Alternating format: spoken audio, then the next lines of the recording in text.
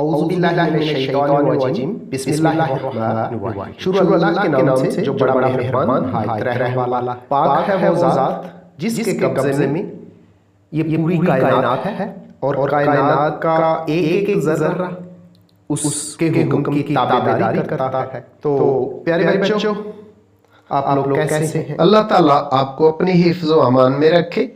आज का lecture physics class 9 unit number 5 है जी। यूनिट नंबर 5 है ग्रेविटेशन। और इस यूनिट के अंदर जो वेरी इंपॉर्टेंट टॉपिक है, बहुत ही अहम टॉपिक है, लॉ ऑफ ग्रेविटेशन, न्यूटन का ग्रेविटेशन का कानून, हम उसको आज साबित करेंगे।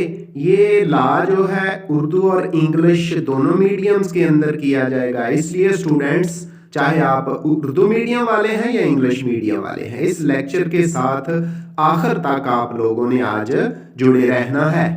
तो डियर स्टूडेंट्स, लेक्चर की तरफ जाने से पहले आपसे रिक्वेस्ट है कि प्लीज मेरे चैनल को सब्सक्राइब कर दें और ये जो घंटी बनी हुई नजर आ रही है ना, इसको भी खड़का दें ताकि अहम लेक्चर्स का नोटिफिकेशन आपको मिलता रहे। इसके अलावा मेरी वीडियोस को शेयर और लाइक भी किया करें। I hope you will be fine. Physics gravitation.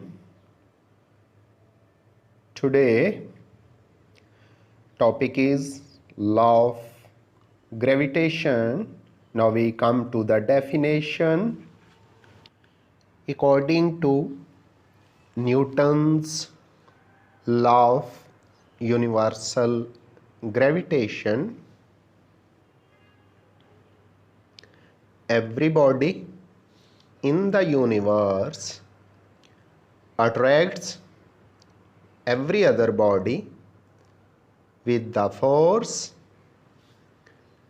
which is directly proportional to the product of their masses and inversely proportional to the square of the distance between their centers.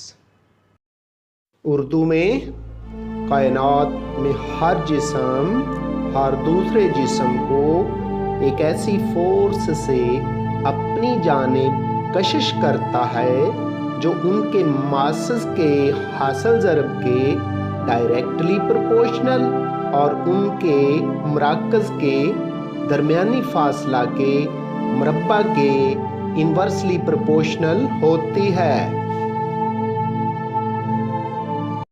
Now we derive equation for Newton's law of universal gravitation.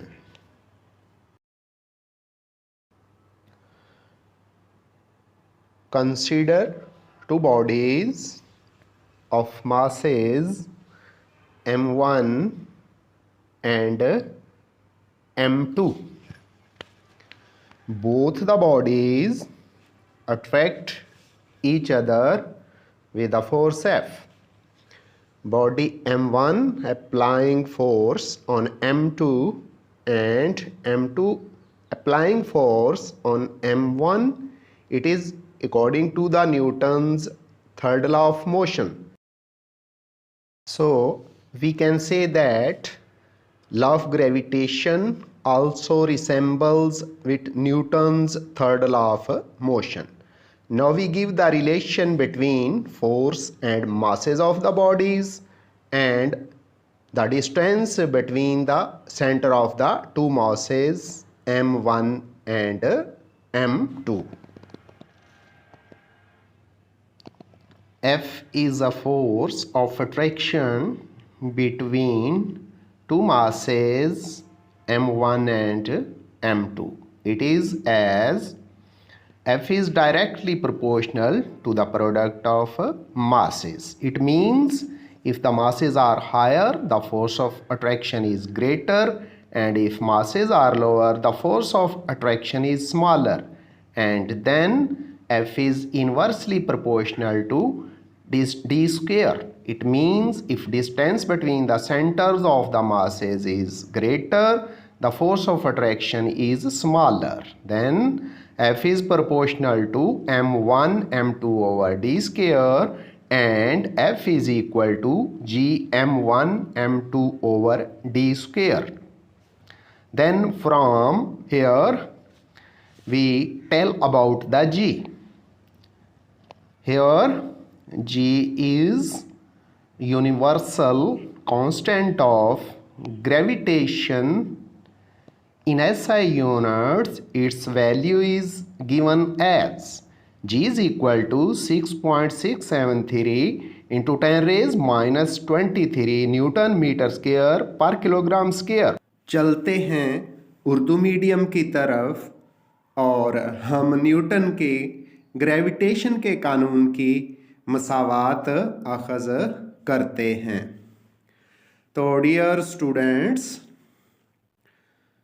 Newton का gravitation का कानून, फ़र्ज़ किया दो इजसाम जिनके masses bill तरतीब m1 और m2 हैं, एक दूसरे से फासले d पर पड़े हुए हैं, यानी दोनों के सेंटर्स के दरमियान फासला d है। F इनके दरमियान कशिश की फ़ोर्स है, अट्रैक्शन की फ़ोर्स है। m1 m2 को कशिश करता है और m2 m1 को कशिश करता है। ये एक दूसरे के रिएक्शन की फोर्सेस हैं और ये लॉ जो है न्यूटन का law of gravitation an Newton के तीसरे कानून के मुताबिक है। तो दोनों इजसाम यानी m1 और m2 के दरमियान कशिश की फ़ोर्स, अट्रैक्शन की फ़ोर्स F क्या है, इसको हम रियाज़ियाती तरीके से अब साबित करते हैं। आए फिर इसका जो मैथमेटिकल प्रूफ है, रियाज़ियाती सबूत है, वो शुरू करते हैं। तो F क्या है? फोर्स ऑफ अट्रैक्शन है, कशिश की फोर्स है दो मासेस जो m1 और m2 हैं उनके दरमियान।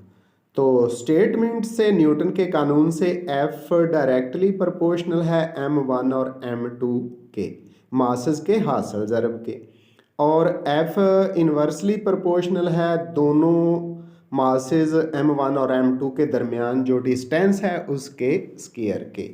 अब हम ये जो दोनों हिस्से हैं यानी F डायरेक्टली प्रोपोर्शनल है m1 m2 के और F इन्वर्सली प्रोपोर्शनल है d के स्क्वायर के, दोनों को मिलाते हैं तो बन जाता है F प्रोपोर्शनल है m1 m2 बटे d का स्क्वायर, और यहाँ से F इक्वल हो जाता है g m1 m2 बटे d स्क्वायर। अब यहाँ जो g है ये न्यूटन का ग्रेविटेशनल कांस्टेंट है, न्यूटन के लॉ का कांस्टेंट है, और SI यूनिट के अंदर इस g की जो कीमत है वो है जी 6.673 ज़रब 10 की ताकत -23 न्यूटन मीटर स्क्वायर पर किलोग्राम स्क्वायर। आइंदा आपसे मिलेंगे नए लेक्चर के साथ। अल्लाह हाफिज़।